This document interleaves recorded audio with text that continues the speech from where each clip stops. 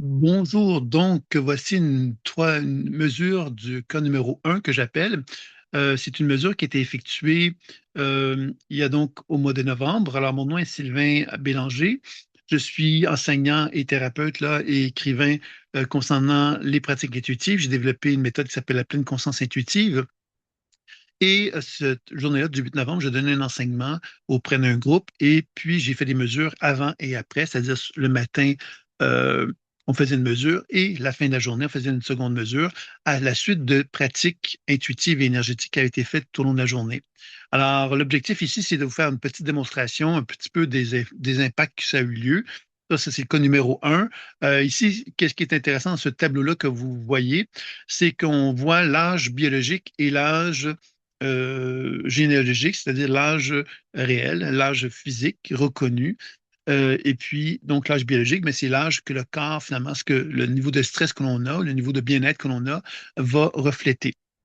Donc, si on regarde au côté gauche, dans le dessin du bas, on voit donc que notre numéro un, notre cas numéro un, a donc 56 ans et que dans la condition énergétique qui a été mesurée le matin, il avait donc un état d'entropie puisque son âge biologique est à 63.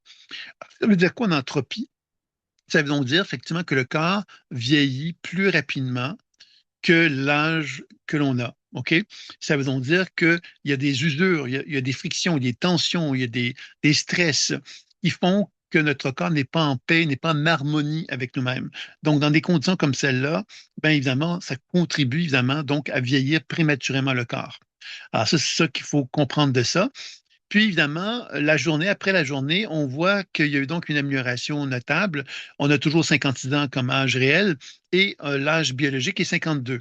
Alors, on comprend ici que la journée a permis à cette personne-là de retrouver à quelque part davantage une cohérence avec elle-même qui a fait que le degré de stress, de tension, d'entropie qui existait chez elle s'est amoindri à un point que son corps s'est donc mis dans des conditions plus favorables à se garder plus jeune que l'on ne l'est réellement. Donc, évidemment, ce n'est pas des états permanents que l'appareil permet de montrer. Par contre, ce qui est intéressant avec cet appareil-là, qui s'appelle le Cardium, c'est qu'il nous permet de mesurer justement une situation dans un instant présent, dans un instant T. Il nous permet de mesurer un état et de pouvoir voir, à quelque part, cet état-là, de quelle façon qu'il conditionne notre état de santé. Je vous donne un exemple. Si moi, je suis dans un état de stress 24 heures sur 24 pendant 10 ans, ben, vous comprendrez que l'appareil va me refléter, si je prends pendant 10 ans des photos, va me refléter un degré de tension plus ou moins important pendant 10 ans. Donc, les phénomènes d'entropie qui vont en résulter vont avoir un impact beaucoup plus important sur mon corps que si je prends soin de moi, que j'apprends à gérer mes émotions, à gérer mes conflits intérieurs pour être de plus en plus en accord avec moi-même et de m'assurer justement que je fais une alimentation saine, que je prends soin de mon corps, que je fais du sport, etc. Tout ça va contribuer à m'apporter un sentiment de bien-être plus élevé. Alors, c'est ça un peu que cet appareil montre. Le dessin du haut, je ne vous en parlerai pas comme tel, ça concerne les biorhythmes du corps. On voit simplement que avant, les biorhythmes du corps sont moins importants qu'après. Donc, ça touche entre autres le sommeil, ça touche en quelque part, bon, toute la synchronisation de notre corps au niveau des rythmes internes, donc d'apprendre à s'écouter davantage, etc., etc. Donc, c'est ça un petit peu qu'on pourrait dire, mais je ne vais pas en dire tellement plus que ça. Alors, voilà, c'était un petit peu ce que j'avais envie de partager avec vous. Donc, si vous avez des questions, d'interrogations, faites-le moi savoir. Mais voilà, c'était le troisième, donc un autre petit vidéo pour le cas numéro un.